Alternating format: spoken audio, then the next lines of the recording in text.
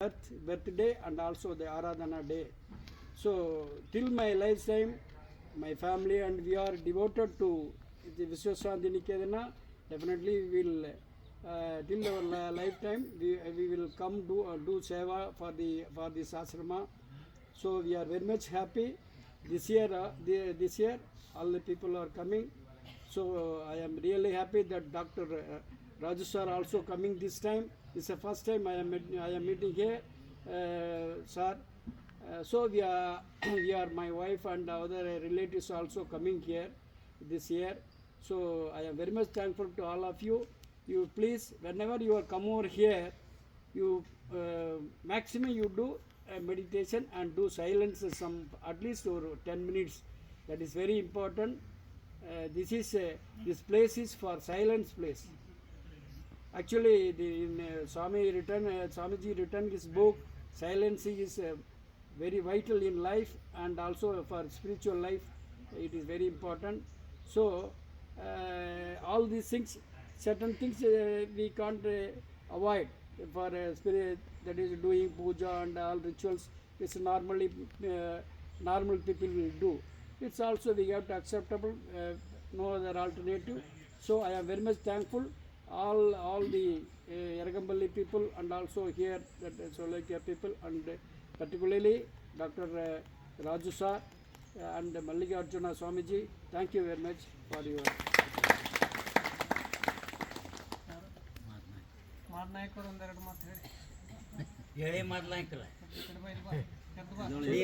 ಸ್ವಾಮೀಜಿ ಪತ್ತಿ ಸೊಲ್ಲು ನಿರ್ಮಲದಾಸ್ ಸ್ವಾಮೀಜಿ ಪತ್ತಿ ಸೊಲ್ಲು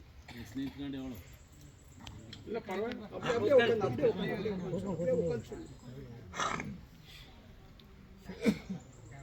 ಸ್ವಾಮೀಜಿ ನನಗೆ 22 ವರ್ಷ ನನಗೆ ಆವಾಗ ಅವರು ಇಲ್ಲಿ ಗುಳ್ಳು ಹಾಕಿದ್ರು. ಗುಳ್ಳು ಸ್ವಾಮೀಜಿ ಏನು ಆಶ್ರಮ ಇರಲಿಲ್ಲ. ಆವಾಗ ನಾನು ಇಲ್ಲಿ ಕೆಲಸಕ್ಕೆ ಬಂದಿದ್ದು ಬೆಟ್ಟಕ್ಕೆ. ಇವ್ರು ನೋಡಬೇಕು ಸ್ವಾಮೀಜಿ ಅಂತ ಬಂದು ನಾವು ಗುಳ್ಳು ಹಾಕೊಂಡಿದ್ರು. ಆವಾಗ ಎಲ್ಲರಿಗೂ ಚಕ್ರ ಕೊಟ್ಟರು. ಅದನ್ನು ಇದು ಮಾಡ್ಕೊಂಡು ಅದು ನನಗೆ ಭಾರಿ ಮನ್ಸಾಗೋಯ್ತು. ಇಲ್ಲಿಗೆ ಆವಾಗ ಬಸ್ಸು ಇಲ್ಲ ಇತ್ತು ರೀ, ಬಸ್ಸು ವಿಷಯ ಏನೂ ಇಲ್ಲ. ನಗರದವ್ರು ಯಾರು ಬಂದುಬಿಡ್ತೀನಿ ಸ್ವಾಮೀಜಿ ತನಕ ಎಡ್ಕೊಂಡು ಯಾರು ಬಂದು ಅವ್ರ ಜೊತೆ ಬಂದು ಎಷ್ಟೊತ್ತು ತನಕ ಹೋಗಿ ಅವರ ದರ್ಶನ ಮಾಡ್ಕೊಂಡು ಆಯ್ತಿತ್ತು. ಬಂದು ಹೋಯ್ತಾ ಏಕಾದಶಿಯಿಂದೆಲ್ಲ ಪರಿಚಯ ಆಗಿ ನಮ್ಮ ಸಂಘದವ್ರನ್ನೆಲ್ಲ ಕರ್ಕೊಂಬರೋಕ್ಕೆ ಶುರು ಮಾಡಿದ್ವಿ. ಬಂದು ಇಲ್ಲಿ ಅಷ್ಟು ವರ್ಷದಿಂದ ಎಷ್ಟು ವರ್ಷ ನಾನು 27 ವರ್ಷ ಅಷ್ಟಿಂದ. ಆಮೇಲೆ ಒಂದು ಸ್ವಲ್ಪ ದಿನ ಆದಮೇಲೆ ಇಲ್ಲಿ ಇದು ಎಲ್ಲ ಕಟ್ಟಿದ್ರು. ಆಮೇಲೆ ನಾವು ಆರಾಧನೆ ಮಾಡೋಕ್ಕೆ ಶುರು ಮಾಡಿದ್ವು. 1 ವಾರ ಪಲ್ಲ ಅಕ್ಕಿ ಹಾಕ್ತಿದ್ದು ಸ್ವಾಮೀಜಿ. 1 ವಾರ ಪಲ್ಲ ರಾತ್ರಿ ಆಗಿ ಬಂದು ಬೆಳಗಾನ ಅಡುಗೆ ಮಾಡಿ ಎಲ್ಲ ಪೋರ್ಟ್ನವರು ಕರೆಸಿ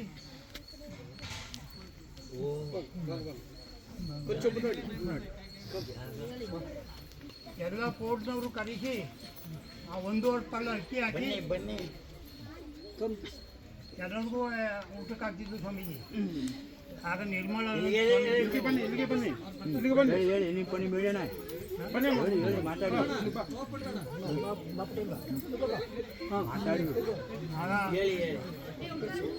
ನಿರ್ಮಲ ಅಂತ ಸ್ವಾಮೀಜಿಯವರು ನಮ್ಮನ್ನ ಬೇಕಾದಷ್ಟಿಂದ ಸೇವೆ ಮಾಡ್ಕೊಂಡು ಬಂದಿವಿ ಸ್ವಾಮೀಜಿ.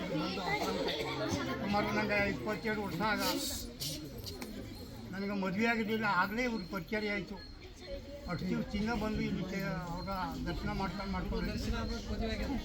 ಆಮೇಲೆ ಮದುವೆ ಆಯಿತು ಸ್ವಾಮೀಜಿ. ಆಮೇಲೆ ಬಂದು ದರ್ಶನ ಮಾಡ್ಕೊಂಡು ಇದ್ದಿದ್ದಾಗೆ ಎಲ್ಲ ನಮ್ಮ ಸಂಘದವ್ರನ್ನೆಲ್ಲ ಸೇರ್ಸ್ಕೊಂಬಂದು ಒಂದು ವಾರ ಪಲ್ಲ ಅಕ್ಕಿ ಹಾಕಿ ಎಲ್ಲ ಪೋರ್ಟ್ನವ್ರನ್ನು ಕರೆಸಿ ಊಟಕ್ಕೆ ಹಾಕ್ತಿದ್ರು.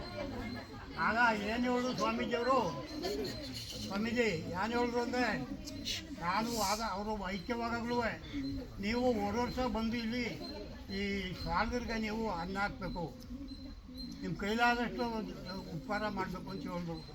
ಆಯಿತು ಸ್ವಾಮಿ, ನಿಮ್ಮ ಕೈಲಾದಷ್ಟು ಮಾಡ್ತೀನಿ ಅಂತ ಅವ್ರಿಗೆ ಮಾತು ಕೊಟ್ಟು, ನಾನು ಎಲ್ಲೂ ಹೋಗಲ್ಲ, ಇಲ್ಲೇ ಇರ್ತೀನಿ, ನಾನು ಎಲ್ಲೂ ಹೋಗಲ್ಲ, ಇಲ್ಲೇ ಇರ್ತೀನಿ, ನೀವು ಬಂದು ಸೇವೆ ಮಾಡ್ಕೊಂಡು ಬಂದು ಆಶ್ರಮ ಅಲ್ಲಿ ಬಳಿ ಯಕ್ಷಮ ನೋಡ್ಕೊಂಡು ಹೋಗಿ ಎಲ್ಲರಿಗೂ ಅನ್ನ ಹಾಕಿ ಬಂದು ಅಂತ ಎಲ್ಲ ಹೇಳಿ ನಮಗೆ ಅಷ್ಟು ದಿವಸದಿಂದ ಆ ಸ್ವಾಮೀಜಿಯವರ ಆಶೀರ್ವಾದದಿಂದ ಏಕಾದಶಿಯಿಂದ ನಾವು ಸೇವೆ ಮಾಡ್ಕೊಂಡು ಬಂದಿದ್ದೀವಿ.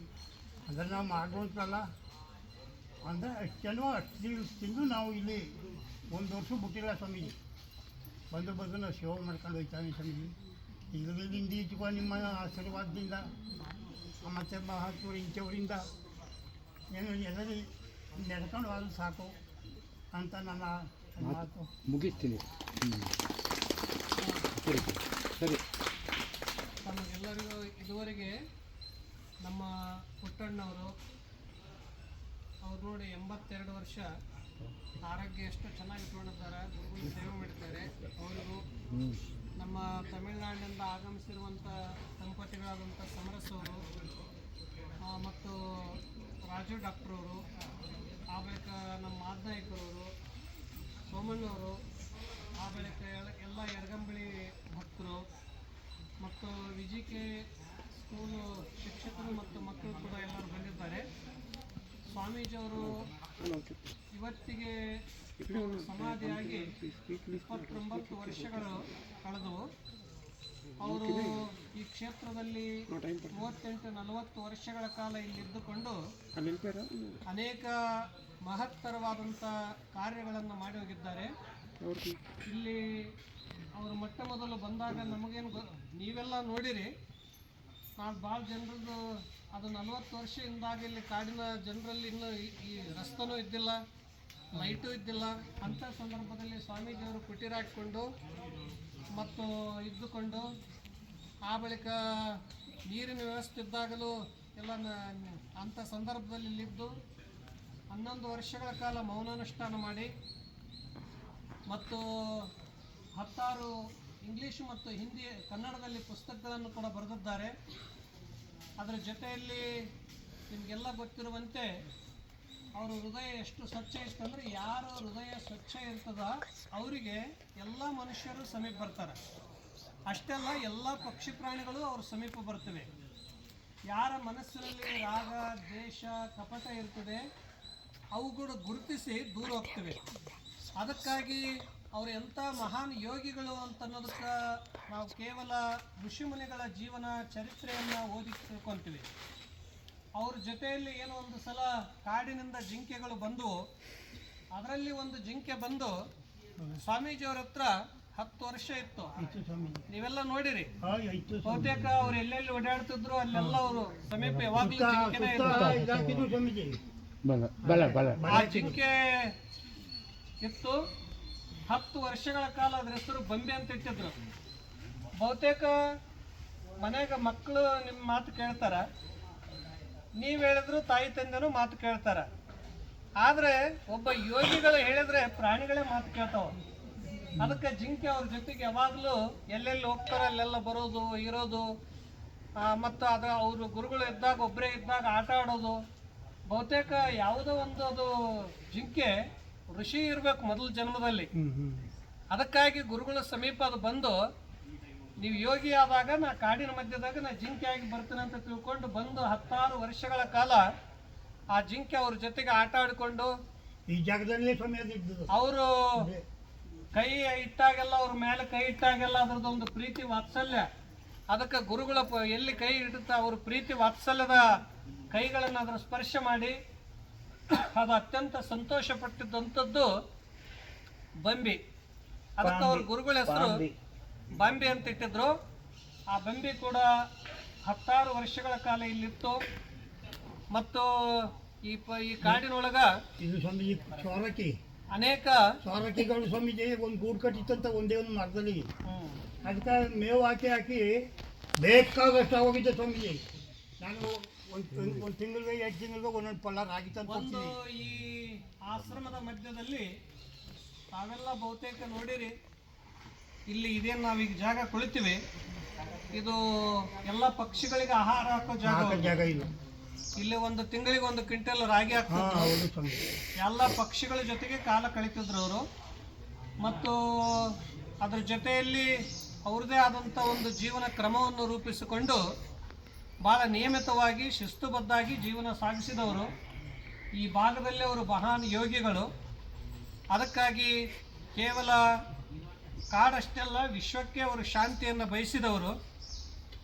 ಇವತ್ತೇನು ಯುದ್ಧ ನಡೀತಾ ಇವೆ ನೋಡಿ ಎಲ್ಲ ಕಡೆ ದೇಶದಲ್ಲಿ, ಒಂದು ಕಡೆ ರಷ್ಯಾ, ಯುಕ್ರೇನ್, ಜೆಲೆನ್ಸ್ಕಿ, ಅನೇಕ ದೇಶಗಳಲ್ಲಿ ಯುದ್ಧಗಳು ನಡೀತಾ ಇವೆ. ವಿಶ್ವದ 3ನೇ ಯುದ್ಧ ಆಗುವಂಥ ವಾತಾವರಣ ನಿರ್ಮಾಣ ಆಗ್ತಿದೆ. ಇಂಥ ಸಂದರ್ಭದಲ್ಲಿ ಅವರು ಆಗಿನ ಕಾಲದಲ್ಲೇ ಮಿಲಿಟರಿ ಯೋಧರಾಗಿ ಹಿರೋಶಿಮಾ ನಾಗಾಸಾಕಿ ಯುದ್ಧ, ರಷ್ಯಾ ಕಮ್ಯುನಿಸಮ್ ಎಲ್ಲದರಲ್ಲಿ ಭಾಗವಹಿಸಿ ಅವೆಲ್ಲ ಹಿಂಸಾ ಘಟನೆಗಳು ಬೇಡ ಅಂತ ತಿಳ್ಕೊಂಡು ಶಾಂತಿ ಸ್ಥಾಪನೆ ಆಗಬೇಕು, ಮನುಷ್ಯನನ್ನು ಪ್ರೀತಿಸ್ಬೇಕಂತ ತಿಳ್ಕೊಂಡು ಗುರುಗಳು ನಿಮಗೆ ಆಶ್ರಮದ ಒಳಗಡೆ ಬಂದ ತಕ್ಷಣ ಕಲ್ಲಿನ ಕಮಾಂದಲ್ಲಿ ಓದಿ ಬರ್ತಾರ. ಏನದ ಅವರ ಸಂದೇಶ ಏನಂದ್ರೆ ಒಂದು 4 ಮಾತಿನಲ್ಲಿದೆ. ಈ ಜಗತ್ತೇ ನಮ್ಮ ಕುಟುಂಬ. ಅಂದ್ರೆ ಇಲ್ಲಿ ಅವ್ರು ಯಾರು ಈ ರಾಷ್ಟ್ರ, ದೇಶ, ಭಾಷೆ ಇವರು ನಮ್ಮವರು ಅಂತ ಹಿಂಗೆ ಅವ್ರು ಎಂದೂ ಭೇದ ಮಾಡಲ್ಲ. ಈ ಜಗತ್ತಿನಲ್ಲಿರುವಂಥದ್ದೇ ನಮ್ಮ ಕುಟುಂಬ. ಇಲ್ಲಿರುವಂಥ ಸಕಲ ಜೀವಿಗಳ ಮೇಲೆ ದಯಾ, ಪ್ರೀತಿ, ಕರುಣೆ ತೋರಿಸೋದೇ ಅದು ನಮ್ಮ ಧರ್ಮ. ಯಾರೇ ಇರಲಿ, ಹಸಿದವರಿಗೆ ಅನ್ನ ಕೊಡಬೇಕು, ಒಂದಿಷ್ಟು ಜ್ಞಾನ ಕೊಡಬೇಕು ಅನ್ನೋದಕ್ಕಾಗಿ ಎಲ್ಲರಿಗೂ ಅವರು ಈ ಸತ್ಯ, ಪ್ರೇಮ, ಕರುಣೆಯಿಂದ ಪ್ರೀತಿಸಿದವರು. ಇನ್ನೊಂದು ಅವ್ರದ್ದು ಭಾಳ ಸುಲಭ ಸಂದೇಶ ನೀವು ನೋಡಿರಿ. ಟೆಂಪಲ್ಗೆ ಹೋಗುವಾಗ ಒಂದು ಬೋರ್ಡ್ ಇದೆ, ಆಶ್ರಮ ಮುಂದೆ ಒಂದು ಹಾಕಿರ. ಏನು ಹಾಕ್ಯಾರ ಅಂದ್ರೆ ಅವ್ರದ್ದು ಧರ್ಮದ ಸಂದೇಶದ ಸಾರ, ಸರಳರಾಗಿರಿ, ಸುಜನರಾಗಿರಿ. ಮನುಷ್ಯ ಸರಳ ಆಗೋದು ಭಾಳ ಕಷ್ಟ. ಯಾಕೆ ಸರಳ ಆಗೋಲ್ಲ ಅಂದ್ರೆ ನಮ್ಗೆ ಏನಾದರೂ ಎಲ್ಲ ತುಂಬಿಕೊಳ್ತೀವಿ. ಅದಕ್ಕೆ ನೀವು ಸರಳರಾಗಿರಿ. ಭಗವಂತನ ಕೃಪೆಗೆ ಪಾತ್ರರಾಗಬೇಕಾದ್ರೆ ಭಾಳ ಸರಳ ಆಗ್ರಿ. ಸುಜನರಾಗಿರಿ ಅಂದರೆ ಸಜ್ಜನರಾಗಿರಿ, ಒಳ್ಳೆಯ ಗುಣವಂತರಾಗಿರಿ ಅಂತ ಹೇಳಿದ್ರು. 2 ಮಾತು. ಇನ್ನೊಂದು ಆಶ್ರಮದಲ್ಲಿ ಬೋರ್ಡ್ ಹಾಕಿದ್ದಾರೆ, ತಾವು ನೋಡ್ತೀರಿ, ಬಂದಾಗೆಲ್ಲ ಹೋಗ್ತೀರಿ. ಏನೇನು ಆಗ್ತದೋ ಒಳ್ಳೇದಕ್ಕೆ ಆಗ್ತದ, ಏನೇನು ಆಗ್ಬೇಕಾಗ್ಯದ ಅದನ್ನು ಒಳ್ಳೇದಕ್ಕೆ ಆಗ್ತದ, ಏನೇನು ಆಗಿ ಹೋಗ್ಯದೆಯೋ ಅದನ್ನು ಒಳ್ಳೇದಕ್ಕಾಗಿದೆ, ನಾಳಿಗೆನೂ ಮತ್ತೇನು ಆಗೋದಿದೆಯೋ ಅದನ್ನು ಒಳ್ಳೇದಕ್ಕಾಗ್ತದೆ. ಯಾಕೆಂದರೆ ಭಗವಂತನ ಬಗ್ಗೆ ವಿಶ್ವಾಸ ಇಡ್ರಿ. ಏನು ಮಾಡಬೇಕಾಗಿದೆ ಮಾಡುವಂಥ ಸೂತ್ರಧಾರ ಈಶ್ವರನಿದ್ದಾನೆ, ನಾವೆಲ್ಲರೂ ಪಾತ್ರಧಾರಿಗಳು ಅಂತನ್ನೋದು ಅವ್ರದ್ದು ಸಮರ್ಪಣಾ ಭಾವ. ಅದಕ್ಕಾಗಿ ಇಂಥ ಒಂದು ಚಿಕ್ಕ ಚಿಕ್ಕ ಮಾತುಗಳಲ್ಲಿ ಅವರು ಸಂದೇಶಗಳನ್ನು ತಿಳಿಸಿದ್ದಾರೆ. ಅವ್ರದ್ದೊಂದು ಸ್ವಾಮಿ ನಿರ್ಮಲಾನಂದರ ಜೀವನ ಚರಿತ್ರೆ ಅಂತ ಒಂದು 80 ಪುಟದ್ದು ಒಂದು ಕನ್ನಡ ಒಂದು ಪುಸ್ತಕ ಅವರೇ ಬರೆಸಿದ್ದಾರೆ. ನಾನು ಹೇಳಿದ್ದು ಅವ್ರಿಗೆ 170 ದೇಶ ಸುತ್ತಿ ಬಂದರು, 220 ಕ್ಷೇತ್ರ ಭಾರತದಲ್ಲಿ ಸುತ್ತಿದ್ರು, 16 ಭಾಷಾ ಪರಿಣಿತರಾಗಿದ್ದರು. ಇಲ್ಲಿಗೆ ಯಾರ್ಯಾರು ಬಂದೋದ್ರು, ಏನು ಇವರಿಂದ ಪ್ರಭಾವಿತರಾದರು ಅಂತನ್ನೋದಕ್ಕಾಗಿ ಅದರಾಗೆಲ್ಲ ಆ ಪುಸ್ತಕದಲ್ಲಿ ಅವರೇ ಬರೆಸಿದ್ದಾರೆ ಹೇಳಿ. ಮತ್ತು ಇನ್ನೊಂದು ಅವ್ರದ್ದು ಇಂಗ್ಲೀಷ್ದೊಂದು ಭಾಳ ಒಳ್ಳೆಯ ಪುಸ್ತಕ ಯಾವುದು ಅಂತಂದರೆ, ನಮಗೆ ಅದು ಮೂಲ ಕಾಪಿ ಇದ್ದಿಲ್ಲ, ಇವತ್ತು ಸಮರಸ್ ಅವರು ನಮ್ಗೆ ತಂದಿದ್ದಾರೆ, ಅದನ್ನು ಪ್ರಿಂಟ್ ಮಾಡಿಸ್ತಾ ಇದ್ದೀವಿ. ಗಾರ್ಲೆಂಡ್ ಆಫ್ ಫಾರೆಸ್ಟ್ ಫ್ಲವರ್ಸ್ ಭಾಳ ಉತ್ತಮವಾದಂಥ ಪುಸ್ತಕ ಇದೆ ಅವ್ರದ್ದು ಇಂಗ್ಲೀಷ್ನಲ್ಲಿ. ಅಂತಾರಾಷ್ಟ್ರೀಯ ಮಟ್ಟದಲ್ಲಿ ಅದನ್ನು ಆಗಿನ ಇದರಲ್ಲಿ ಬರೆದಿದ್ರು ಅವರು. ಅದಕ್ಕಾಗಿ ಅವರು 16 ಪುಸ್ತಕಗಳನ್ನು ಈಗ ಈ ನಮನೋತ್ಸವದ ನಿಮಿತ್ತವಾಗಿ ಒಂದೊಂದಾಗಿ ಪ್ರಿಂಟ್ ಆಗ್ತಾ ಇವೆ. ಕೂಡ ಪ್ರತಿಯೊಬ್ಬರಿಗೂ ಶಾಂತಿ, ಸಂತೃಪ್ತಿ, ಸಮಾಧಾನ ಸಿಗ್ತಿದೆ. ಅದಕ್ಕೆ ಈ ಆಶ್ರಮದ ಹೆಸರು ಏನು ಅಂದರೆ ವಿಶ್ವ ಶಾಂತಿ ನಿಕೇತನ ಆಶ್ರಮ. ಯಾವುದೇ ಧರ್ಮದವ್ರು ಬರಲಿ, ಯಾವುದೇ ಭಾಷೆದವ್ರು ಬರಲಿ, ಯಾವುದೇ ವರ್ಗದವ್ರು ಬರಲಿ, ಎಲ್ಲರಿಗೂ ಶಾಂತಿ ಅನ್ನೋದು ಬೇಕು. ಅದಕ್ಕಾಗಿ ಇಲ್ಲಿ ಹೋದ ಸಲ ಬಂದಿದ್ದರು ನಾಗಾಸಾಧುಗಳು ಉತ್ತರ ಭಾರತದಿಂದ, ಇನ್ನೂ ಬೇರೆ ಬೇರೆ ಮಹಾತ್ಮರು ಹಾಗೆ ಬರ್ತಾ ಹೋಗ್ತಾ ಇರ್ತಾರೆ. ಮತ್ತು ಹಲವಾರು ದೇಶಗಳಿಂದ ಬರ್ತಾ ಇರ್ತಾರೆ. ಅವ್ರ ಗುರುಗಳು ಜೊತೆಯಲ್ಲಿ ಇದ್ದಂಥ ಆವಾಗ ಕೆಲವರು ವಿದೇಶಿಗರು ಇವತ್ತಿಗೂ ಕೂಡ ವರ್ಷಕ್ಕೆ 1 ಸಲ ಆದರೂ ಇಲ್ಲಿ ಬಂದು ಹೋಗ್ತಾರೆ. ಒಬ್ಬರು 75 ವರ್ಷದ ಮಹಿಳೆ ಬಂದಿದ್ದರು ಅಮೇರಿಕದಿಂದ, ಮೊನ್ನೆ ಒಂದು ಹೋದ ವರ್ಷ. ಅವ್ರಿಗೆ ಒಬ್ಬರೇ ಅಲ್ಲಿಂದ ಬಂದಿದ್ದರು. ಬಂದು 2 ದಿನ ಇದ್ದರು. ನೀವು ಇಲ್ಲಿ ಏನು ಅನ್ನಿಸ್ತದ, ಯಾಕೆ ಬರ್ತೀರಿ ಅಷ್ಟು ದೂರದಿಂದ ಅಂತ ಕೇಳಿದಾಗ ಅವರು ಒಂದೇ ಮಾತಾಡಿದರು, ಈ ಆಶ್ರಮ ನನ್ನ ಹೃದಯ ಅಂತ. ಈ ಆಶ್ರಮ ಅಂದರೆ ನನ್ನ ಹೃದಯ. ಅದಕ್ಕಾಗಿ 1 ಸಲ ಆದರೂ ವರ್ಷದಲ್ಲಿ ನಾನು ಗುರುಗೆ ಭೇಟಿಯಾಗೋ ಸಲಕ್ಕೆ ಬರ್ತೀನಿ ಅಂತ ತಿಳ್ಕೊಂಡು ಸುಮ್ಮನೆ ಬಂದು ಎಷ್ಟೋ ಜನ ಮೌನವಾಗಿ ಇಲ್ಲಿ ಏನು ಮಾಡ್ತಾರೆ ಅಂದರೆ ಬಂದವರೆಲ್ಲ ಧ್ಯಾನ ಮಾಡಿ ಹೋಗ್ತಾರೆ. ನಾವಿಲ್ಲೇನೂ ಮಾಡಬೇಕಾಗಿಲ್ಲ, ಸುಮ್ಮನೆ ಕುಂತ್ರೆ ಸಾಕು, ಧ್ಯಾನ ತಾನೇಗ ಆಗ್ತದೆ, ಮನಸ್ಸಲ್ಲಿ ತಾನೇ ಶಾಂತ ಆಗ್ತದೆ. ಪ್ರಕೃತಿ ಮಧ್ಯದಲ್ಲಿ ಯಾರ ಮನಸ್ಸನ್ನು ಕೆಡೋದಿಲ್ಲ. ಅದಕ್ಕಿಂತ ಒಂದು ಪ್ರಕೃತಿ ನಮಗೆಲ್ಲ ಮತಿಗೆ, ಮನಸ್ಸಿಗೆ ಶಾಂತಿಯನ್ನು ಕೊಡುತ್ತಿದೆ. ಮತ್ತು ಗುರುಗಳ ಒಂದು ಇಲ್ಲಿ ತಪಸ್ಸಿನ ಒಂದು ಶಕ್ತಿ ಇದೆ. ಆ ಸೂರ್ಯನ ಹೇಗೆ ಸೂರ್ಯೋದಯ ಆದ ಅಂತಂದರೆ ವಿಶ್ವವೇ ಎಲ್ಲ ಬೆಳಗ್ತಿದೆಯೋ, 7 ಲೋಕಗಳೇ ಹೇಗೆ ಪ್ರಕಾಶಮಾನವಾಗ್ತಿವೆಯೋ, ಹಾಗೆ ಒಬ್ಬ ಗುರುವಿನ ಒಂದು ವ್ಯಕ್ತಿತ್ವದಿಂದ ಒಂದು ಊರ್ಜಾ ಶಕ್ತಿ ಇರ್ತದೆ. ಆ ಶಕ್ತಿ ಪ್ರತಿಯೊಬ್ಬರಿಗೂ ಪ್ರಭಾವ ಉಂಟು ಮಾಡ್ತದೆ. ಅದಕ್ಕಾಗಿ ಯಾರೇ ಆಶ್ರಮದಲ್ಲಿ ಬಂದ ತಕ್ಷಣ ಭಾಳ ಶಾಂತಿ ಇದೆ ರೀ, ಭಾಳ ಸಮಾಧಾನ ಆಗ್ತದೆ, ನಮ್ಮ ಮನಸ್ಸು ಇಲ್ಲಿ ಇಷ್ಟು ಶಾಂತಿ ನಾವು ಎಲ್ಲಿ ಅನುಭವಿಸೋಕ್ಕಾಗಲ್ಲ. ಇನ್ನು ಕೆಲವರು ಬರ್ತಾರೆ, ಇಡೀ ಭಾರತೆಲ್ಲ ಸುತ್ತಿ ಬರ್ತಾರೆ, ಎಲ್ಲಿ ಹೋದರೂ ಜನನೇ ಜನ, ಆದರೆ ಇಲ್ಲಿ ಮಾತ್ರ ಎಕ್ದಮ್ ಶಾಂತದ. ಅದಕ್ಕಾಗಿಂತ ವಿಶ್ವಶಾಂತಿ ನಿಕೇತನ ಆಶ್ರಮದಲ್ಲಿ ಸರಳವಾಗಿ 29ನೇ ಗುರುನಮನ ಗುರು ಸ್ಮರಣೋತ್ಸವ ಕಾರ್ಯಕ್ರಮದಲ್ಲಿ ತಾವೆಲ್ಲ ಭಾಗವಹಿಸಿ ಗುರು ಪೂಜಾ ಆರತಿ ಭಜನೆ ತಾವೆಲ್ಲ ಮಾಡಿದ್ರಿ. ನಿಮ್ಮದು ಕೂಡ ಯರಗಂಬಳಿಯವರು, ನೀವು ಕೂಡ ಭಾಳ ಭಕ್ತಿವಂತರು, ಭಾಳ ಶ್ರದ್ಧಾ ನಿಷ್ಠಾವಂತರು. 28 ವರ್ಷಗಳಿಂದನೂ ಏನು ಮಾಡ್ತಾ ಬರ್ತಾ ಇದ್ದೀರಿ, ಇಲ್ಲಿ ಸೇವೆ ಮಾಡ್ತಾ ಬರ್ತಾ ಇದ್ದೀರಿ. ಪ್ರತಿಯೊಂದರಲ್ಲಿ ಕೂಡ ಸೇವೆ ಮಾಡೋದು, ಈ ಆಶ್ರಮ ನಂಬುದು ಅಂತನ್ನುವ ಭಾವದಿಂದ ನೀವು ಹಲವಾರು ವರ್ಷಗಳಿಂದ ಸಮರ್ಪಣಾ ಭಾವದಿಂದ ಸೇವೆ ಮಾಡ್ತಾ ಇದ್ದೀರಿ. ಅದಕ್ಕಾಗಿ ಗುರುಗಳು ಹೇಗೆ ಮಾಡಿದ್ದಾರೆ ಅಂದರೆ, ಇದು ತಾನಾಗೇ ನಿರಂತರ ನಡೆದುಕೊಂಡು ಹೋಗ್ಬೇಕಂತ ತಿಳ್ಕೊಂಡು ನಿಮಗೆ ಆಜ್ಞೆ ಮಾಡೋಗಿದ್ದಾರೆ. ಸಮರಸವರಿಗೂ ಸೂಕ್ಷ್ಮವಾಗಿ ಅವ್ಯಕ್ತ ರೂಪದಾಗ ಅವರಿಗೂ ಆಜ್ಞೆ ಮಾಡಿದ್ದಾರೆ. ಎಲ್ಲರಿಗೂ ಇಲ್ಲಿ ಯಾವುದು ಏನು ಬೇಡಂಗಿಲ್ಲ, ಯಾರೇ ಏನು ಸಹಜವಾಗಿ ಕಾರ್ಯಕ್ರಮಗಳು ಆಗ್ತಿವೆ. ಇಂಥ ವಿಶೇಷ ಗುರುನಮನ ಮಹೋತ್ಸವದಲ್ಲಿ ಇಲ್ಲಿ ಮಕ್ಕಳು ಕೂಡ ಬಂದಿದ್ದಾರೆ.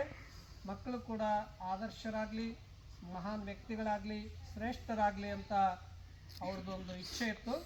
ಅದಕ್ಕಾಗಿ ಈ ಗುರು ಸ್ಮರಣೋತ್ಸವ ಕಾರ್ಯಕ್ರಮದಲ್ಲಿ ಇದುವರೆಗೆ ತಮ್ಮ ತಮ್ಮ ಅನುಭವಗಳನ್ನು ನೀಡಿದಂಥ ಎಲ್ಲ ಹಿರಿಯರಿಗೂ, ತಮಗೂ ಆಗಮಿಸಿದ ಎಲ್ಲ ಪೂಜ್ಯರಿಗೂ ವಂದಿಸಿ, ಹೀಗೆ ಮತ್ತೆ ಕಾರ್ಯಕ್ರಮ ಮುಂದಿಂದ ಯಾವಾಗದ ಫೆಬ್ರವರಿಯಲ್ಲಿ ಮತ್ತೊಂದಿದೆ, ವರ್ಷದಲ್ಲಿ 4 ಆಗ್ತಾವ. ಅದಕ್ಕಾಗಿ 4 ಕಾರ್ಯಕ್ರಮ ವರ್ಷದಲ್ಲಿ, 2 ಕಾರ್ಯಕ್ರಮ ಗುರುಗಳು, ಪ್ರಣವಾನಂದ ಸ್ವಾಮೀಜಿಯವರು 2, 4 1 ಕಾರ್ತಿಕ ಮಾಸದ ದೀಪೋತ್ಸವ, ಅದು ಯರಗಂಬಳಿ ಅವ್ರದ್ದು. ಅದು ಬಂದು ದೀಪೋತ್ಸವ ಮಾಡಿ ಪ್ರಸಾದ ಮಾಡಿಸಿ ಹೋಗೋದು. ಅದಕ್ಕೆ ವರ್ಷದಲ್ಲಿ 5 ಕಾರ್ಯಕ್ರಮ ಆಗ್ತಾವ.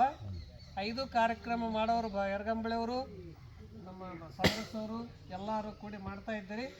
ಹೀಗೆ ನಡೀತಾ ಇರಲಿ ಸರಳವಾಗಿ. ಎಲ್ಲರಿಗೆ ಸದಾ ಸದ್ಗುರುನಾಥನ ಕೃಪೆ ಇರಲಿ.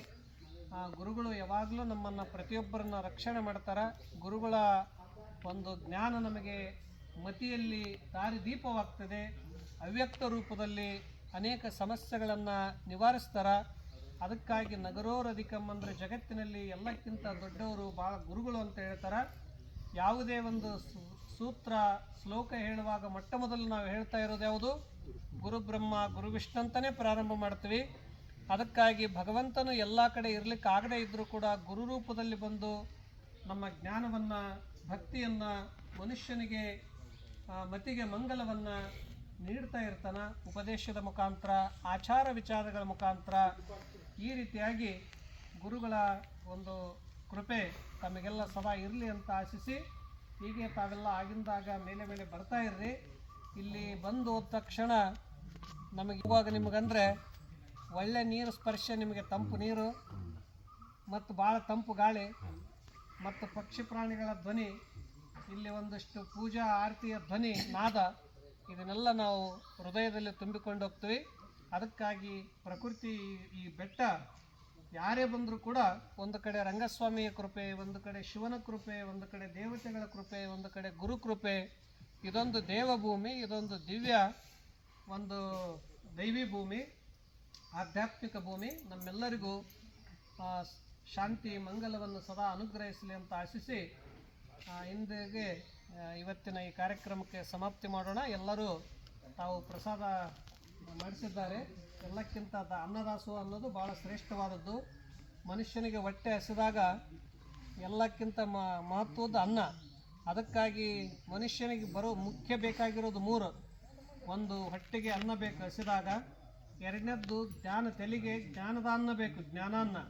ನೀವೆಲ್ಲೇ ಹೋದರೂ ಕೂಡ ವಿಶ್ವದ ತುಂಬೆಲ್ಲ ನಿಮಗೆ ಮಾನ ಸಮ್ಮಾನ ಸಿಗೋದಕ್ಕೆ ಜ್ಞಾನಾನ್ನ. ಇನ್ನೊಂದು, ನಮ್ಮನ್ನೆಲ್ಲರೂ ಪ್ರೀತಿಸಬೇಕಾದ್ರೆ ಶುದ್ಧವಾದ ನಿಷ್ಕಲ್ಮಶ ಪ್ರೀತಿ. ಅದಕ್ಕಾಗಿ ಹೃದಯದಲ್ಲಿ ಪ್ರೀತಿ, ತಲೆಯಲ್ಲಿ ಜ್ಞಾನ, ಹೊಟ್ಟೆಗೆ ಅನ್ನ, ಈ 3 ಇತ್ತಂದರೆ ಜೀವನ ಸಂತೃಪ್ತವಾಗಿರ್ತದೆ. ಅದಕ್ಕಾಗಿ ನಾವು ನಾವೆಲ್ಲ ಮಾಡ್ತೀವಿ ಅಂತಲ್ಲ, ನಾವು ಏನೋ ಒಂದು 4 ಮಂದಿಗೆ ಒಂದೊತ್ತು ಒಂದು ಸ್ವಲ್ಪ ಊಟ ಕೊಡ್ತೀವಿ. ಆದರೆ ನಮ್ಮ ಬದುಕಿನಿಂದ ಬಾಲ್ಯದಿಂದ ಹಿಡ್ಕೊಂಡು ಕೊನೆಯವರೆಗೆ ಅನ್ನ ಕೊಡೋರು ಯಾರು? ಯಾರಿಗಾದ್ರೂ ಉಪವಾಸ ಕೊಂದನನ್ನು ಬಿದ್ದೆ. ಅದಕ್ಕೆ ನಾವು ಎಲ್ಲೋ ಒಂದು ಸ್ವಲ್ಪ ಒಂದು ಒಬ್ಬರಿಗೇನೋ ಒಂದು ಕೊಟ್ಟಿವಂತಲ್ಲ, ಇಡೀ ಜೀವನದ ತುಂಬ ಅನ್ನ ಕೊಟ್ಟು ಸಂರಕ್ಷಣೆ ಮಾಡುವಂಥ ಭೂಮಾತೆ. ಅದಕ್ಕಾಗಿ ದೇವಮಾತೆ, ಜ್ಞಾನ ಕೊಡುವ ವೇದ ಮಾತೆ, ಅನ್ನ ಕೊಡುವ ಭೂಮಾತೆ, ಜ್ಞಾನ ಕೊಡುವ ಗುರುದೇವ ಮಾತೆ ಭಾಳ ಶ್ರೇಷ್ಠ. ಅದಕ್ಕಾಗಿ ಎಷ್ಟು ಜೀವ ಜಂತುಗಳದಾವಲ್ಲ, ಯಾರಿಗೂ ಕೂಡ ಉಪವಾಸದಿಂದಿಲ್ಲ.